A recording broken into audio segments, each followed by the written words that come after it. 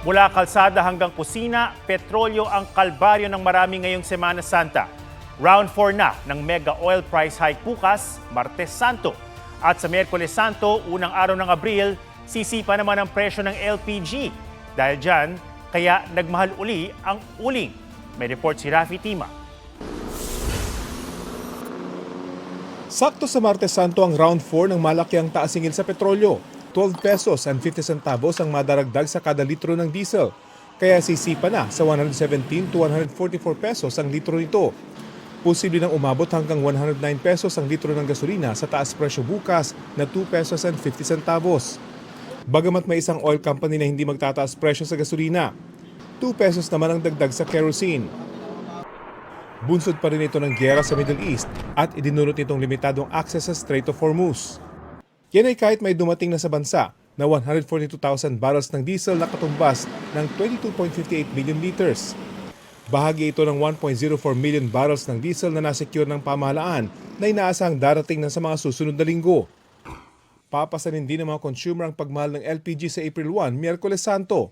Ang initial info na lumalabas sa forecast po nila is up by $115 per metric ton. So, na-expect po namin that will be in a round of 10 pesos per kilo or kaya 110 per 11 kilogram cylinders ang maidadagdag by April 1. Sa tansya ng LPG Marketers Association, kung 3 beses magluluto gamit ang LPG, nasa 50 pesos ang nagagastos kada araw.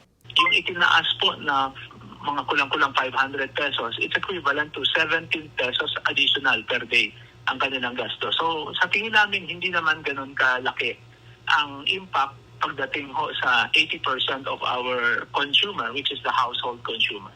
Si Mario, nagbebenta ng ginawa niyang kalan na yari sa bakal at semento sa halagang 700 pesos. Sumasideline din siya sa pagbebenta ng sabaw at kape na niluto sa kalang di uling. Bili mo yung gasol 3 weeks lang ang gamit. Dati uling bili 1.1, ganun. Ngayon 1.5 na. Yung uling 70 sa lutuan. Pero dahil tumaas ngayon ang demand sa uling, nagmahal na rin ito. Dati 450. Ngayon tinaasan na po kami ng 20, nagiging 470 na po. Dahil sa mahal ng gasolina. Hindi pa masabi ng LPGMA kung tuloy-tuloy ang taas presyo ng LPG. Pero sakaling humupa ng giyera sa Middle East, inaasahan nilang magmumura ulit ito. Rafi Tima, GMA News.